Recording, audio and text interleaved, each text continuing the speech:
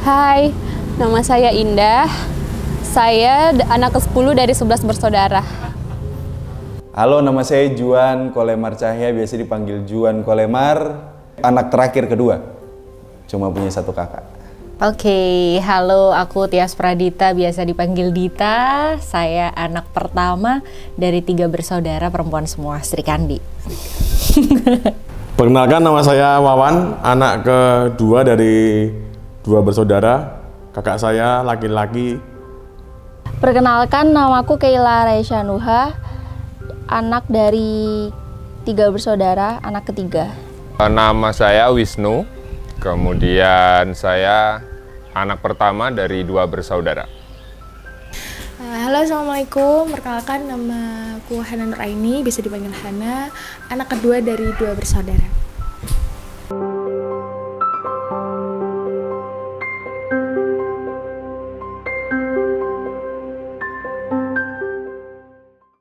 Kalau kamu di rumah manggil ibu tuh panggilannya ibu, mama, mami, apa mama? Panggilnya dari kecil mama. Mama. Aku di rumah kalau manggil ibu itu mama, karena itu kebiasaan dari kecil. Karena ibu saya manggil simbah saya itu mama, jadi aku ikut-ikutan. Ibu, tapi kalau ibu lagi dalam kondisi mood yang kurang baik, itu kita bertiga kompak nyebutnya nyonya. Mama. Mama ya. Mama. Mama ya. Kalau di rumah manggilnya ibu. Ibu, biasa. Aku panggil ibu. Terus nama kontak ibu di handphone kamu apa? Ibu Love. Ibu, tapi ibu. Kontak gede apa ibu tapi? Mama doang. Mama dia. Di handphone Mama Gaul. Ada 2 HP-nya, jadi satu Mama Gaul, satunya Mama Lebih Gaul. Mama Gaul karena HP-nya smartphone, setelah sekian lama pakai Nokia yang layar kuning tuh. Gitu. Yang Lebih Gaul karena beli HP baru yang smartphone lagi, makanya tak tulis Lebih Gaul. Mama ada love-nya. Aku lali ya. Simbo. Iya, namanya adalah Simbo. Nama kontak ibu di HP Lovely Mami. Lovely Mami. Gak usah ditunjukin lah ya. Gak usah. Ya. Sekarang tuh posisinya tinggal di kota yang sama-sama ibu apa pisah kota gitu? Pisah, LDR kita. Oh, LDR. LDR. LDR, terus gimana rasanya LDR dengan ibu? LDR-nya tuh sebenarnya udah dari tahun 2012. Udah lama. Udah lama.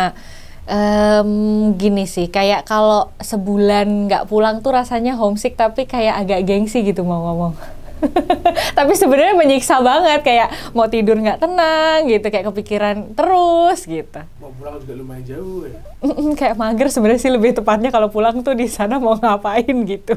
Oh iya, aslimu mana? Asliku Pemalang, Jawa Tengah. Oh, pertama-pertama pas 2013-an ya sedih sekali lah. Bapak mama itu, saya di Nabire, kan saya dari Nabire ya. Di Nabire juga jarang kemana-mana, di rumah terus begitu. Jadi memang ya sama mereka terus ya. Pertamanya ya pasti senang toh pergi jauh dari orang tua. Tapi juga sedih sekali, sedih. Kayak ada malam-malam tertentu gitu, kayak di sana kan beda 2 jam. Jadi kayak jam 2 di sini nggak bisa tidur, harus nelpon kayak gitu. Ada tuh masa-masa itu di awal-awal 2013. Masa-masa apa, di momen apa kamu tuh ngerasa kayak kangen banget gitu sama saya tuh Natal nggak, saya Katolik. Nah kalau Natal di Papua itu dan di keluarga aku tuh sangat dirayakan gitu ya. Natal di Papua tuh mungkin semacam Idul Fitri kalau di Jawa gitu. Nah itu sih di masa Natal, di masa libur panjang semester gitu dulu. perasaan kamu waktu pertama kali ninggalin rumah jauh dari ibu gimana? Sedih yang pastinya, Mas. Sedih banget, tapi ya aku pengen wujudkan cita-cita saya, yaitu ya jadi sarjana. Itu salah satu cita-cita saya juga. Di rumah itu kan termasuk anak yang anak ibu banget ya? Anak yang ya ibu banget, soalnya apa-apa ibu. Nek bangun, nek nggak dibangunin ibu paling bangunnya siang. Terus nyuci pakaian juga masih ibu. Mama sih, mama terus masak juga mama, terus nyetrika mama, ya pokoknya anak mama banget sih. Kalau anak mama banget sih enggak ya, tapi apa ya, karena dari dulu diajarinnya ya kamu harus bisa sendiri, kamu harus mandiri kayak gitu. Iya ya. Yang pasti di awal-awal biasa aja, tapi makin kesini pasti ada momen-momen yang wah ibu nggak lagi di sini nih, padahal ada di Jogja maksudnya kan, tapi nggak ada di momen-momen yang misalkan wah biasanya nih ada ibu nih, sekarang cuman bisa ketemu lewat video call atau cuman lewat telepon atau nyapa di WhatsApp tok gitu aja mas. Masakan ibu yang paling kamu suka? Semuanya yang ibu masak aku doyan semua. Tapi yang paling favorit? Paling favorit semuanya. Yang penting nggak pare. Nah, kabeh gelem mas. Yang penting nggak pare, wes. Semur ayam. Keluargaku, ya berarti mamaku yang punya peraturan ini bahwa kalau Senin sampai Sabtu tuh kita makannya biasa saja. Nanti hari Minggu lalu kita makannya agak mewah. Biasanya di hari Minggu tuh kalau nggak rawon, karena orang Jawa Timur mamaku, rawon, soto ayam atau soto daging. Nah, itu yang spesial, atau papeda kayak begitu. Cuma kalau yang kayak daily base yang paling saya suka tuh bayam sama sambal tomat sama tempe gitu. Yang penting makannya sama beliau, sama mama, itu asik. Dia makannya bunyi-bunyi gitu. Gitu kayak orang Korea. Coto Makassar. Sayur asem. Apa lagi? Terus pare teri pete. Banyak ya berarti ya? Iya. Hampir semua sih. Hampir semua suka, tapi paling favorit sayur asem. Masakan mama paling tak suka ini sayur asem. Sayur asem sama lauknya ikan asin, sambal terasi. Terbaik. Sayur asam, sama kalau di area Pemalang itu ada ikan tongkol, potongan ikan tongkol daging gitu asap, terus nanti digoreng, terus dipenyet pakai sambal, nah makannya pakai sayur asam sama nasi panas. Udah itu kacau sih. Kok aku jadi lapar ya? Masih ingat gak momen di masa kecil yang nempel banget sampai sekarang, momen waktu kecil sama ibu? Momen masa kecil sama ibu, actually karena ibuku wanita karir, jadi aku sama adik-adikku bertiga memang mungkin tidak punya momen yang terlalu banyak ya sama ibu. Cuman aku punya momen di masa-masa kalau lagi pulang, nggak pulang sekolah sih, kayak kalau lagi libur-libur sekolah dan ibuku masih kerja, aku biasanya ikut. Dan ibuku kan dulu pegawai bank, jadi momen yang paling diingat adalah ikut ke kantor bank, terus ngacak-ngacak meja, kayak ya seolah-olah jadi pegawai bank gitu, jadi kayak teller, apalah gitulah, pokoknya main-main uang deh pokoknya. Dulu tuh setiap hari selalu dibawa mama kerja gitu. Kalau nonton film yang ngeri, itu terekam jelas di kepalaku. Misalnya nonton Anaconda gitu, dulu tuh rame di Papua, di Nabire itu. Anaconda atau setan-setan yang setannya kelihatan gitu, saya pasti takut. Nah kalau bangun pagi, itu saya harus manggil mama saya. Nanti saya teriak-teriak gitu, mama, mama gitu. Itu mungkin saya masih TK sampai SD lah, mama, mama. Nah itu mama sambil gendong saya kadang, atau ditaruh di kursi gitu, sambil itu ngerjain nasi kuning untuk itu. Itu momen yang paling saya ingat. Kalau dulu sih pernah pas sakit, kan mama bapak dulu kerja semua, mbak juga sekolah, aku masih kecil lah, pernah sakit di rumah. Itu bener-bener, kalau tipes kan nggak bisa kemana-mana ya, itu di rumah sendiri. Terus dilalaki siang tuh kangen sama mama, akhirnya aku ambil baju yang belum dicuci, tak gitu. Sama pas TK itu ada lomba mewarnai, kan seneng gambar mewarnai gitu. Terus juara lah, mungkin karena masih kecil kan nggak bisa nyampein ya, kalau pengen ditemenin waktu nerima hadiah. Jadi satu pagi aku tuh rewel banget, ya pengen ditemenin gitu kan, cuman waktu itu nggak bisa bilang, pada akhirnya cuman nangis. Jadi nerima hadiah cuman gitu. Itu sedih banget sih, maksudnya kayak baru tak sampai setelah aku SMA baru bilang gitu. Dulu tuh pengen lo ditemenin, ditungguin gitu. Momen nempel banget tuh banyak. Salah satunya waktu itu bapak harus pindah kota, dinas. Kemudian mau nggak mau kemanapun harus diantar sama ibu. Nah waktu itu ibu lama nggak megang motor. Terus tapi harus ngantar aku les atau apa lupa aku. Naik motor kemudian kecelakaan. Nah waktu itu sama ibu kecelakaannya, ibu yang di depan. Nah habis itu terus udah biasa kecelakaan di rumah sakit. Orang yang di samping aku pertama ibu, padahal kita jatuhnya bareng, tapi tetap ya dia yang ada di samping. Banyak sih, sebenarnya banyak banget. Kayak diajak jalan-jalan itu kan di taman ya Mas sama adekku. Pokoknya ya dia juga suka cerita masa lalunya dia, sama ketemu ayah saya gitu kan. Kayak gitu. Pas gempa 2006 sih, itu karena aku masih kelas 2 SD dan itu masih posisinya itu aku baru mandi. Kalau nggak salah mama baru mandi dan itu mama itu baru masak dan kerasa gempa dan tahu-tahu aku langsung digendong sama mama untuk keluar rumah. Karena mungkin kalau nggak ada mama paling aku malah panik sendiri sih di kamar mandi. Mama ya apa ya? Mama ya satu-satunya ya seperti orang-orang umumnya, mama itu ya super mom, mesti super mama. Karena mungkin kalau nggak ada mama aku juga nggak bisa segede ini sih mungkin. Apa ya mama di mataku? Terbaik lah. Mama tuh bawel banget, terus mau ngeluarin berapapun duit buat pendidikan. Mama pekerja keras banget.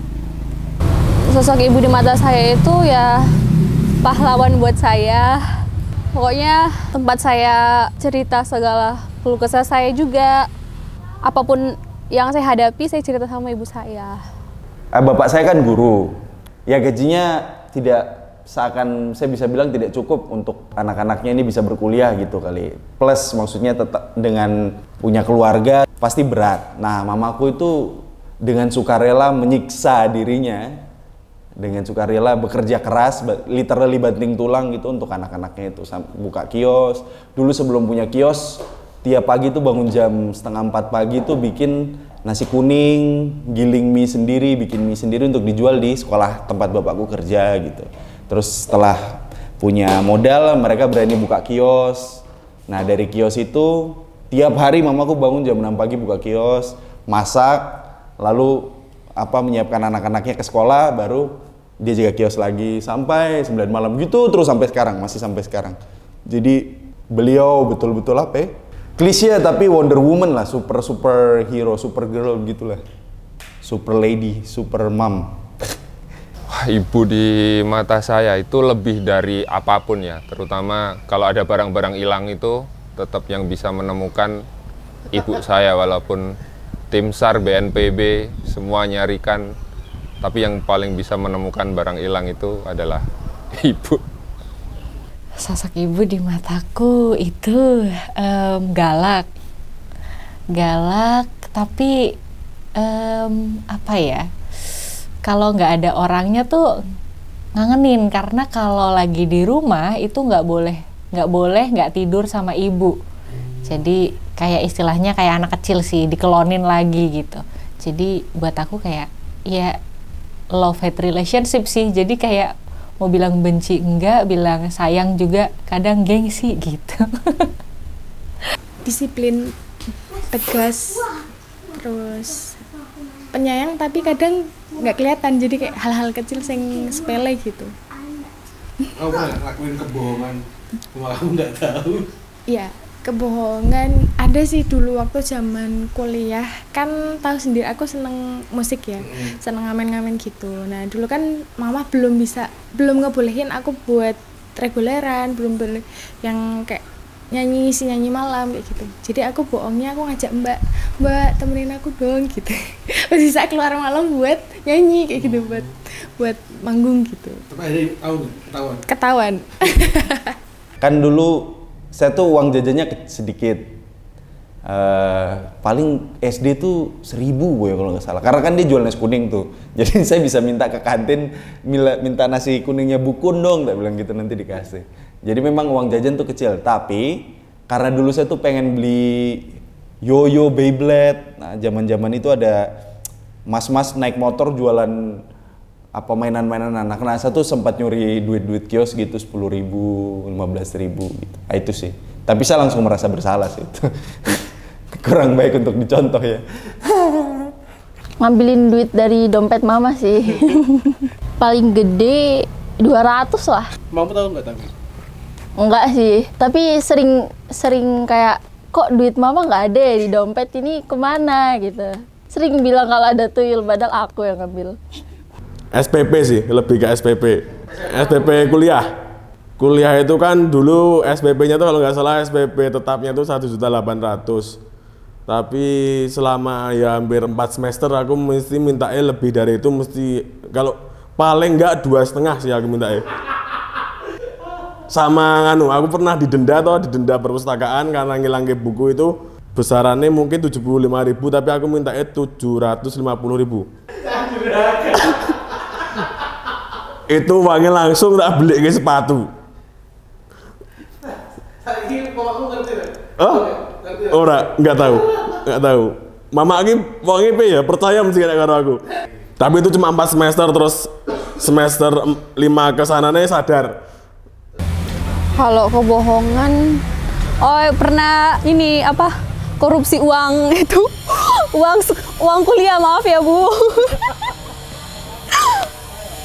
Itu maksudnya ya itu pernah minta uang kuliah tapi dikorupsi sama aku, maaf ya Bu, maaf. Pasti aku dimarahin lah, tapi ya itu nggak banyak sih, cuma dikit doang. Minta 5 juta padahal uang kuliahnya cuma 3,5 kayak gitu. Maaf ya Bu. Kalau yang bohong kebetulan banyak ya, tapi kalau yang terbesar tuh kayaknya nggak ada deh, cuman bohong-bohong kecil gitu banyak. Aku malah orangnya cerita banget sama ibu soalnya. Oh, gitu. Jadi apapun kadang aku cerita, tapi yo nggak semuanya ya, mosok yo yang nakal-nakal sitik diceritain yo nanti ibu merasa gagal, nanti kan yo nggak semuanya harus ibu tahu toh. Kan gitu.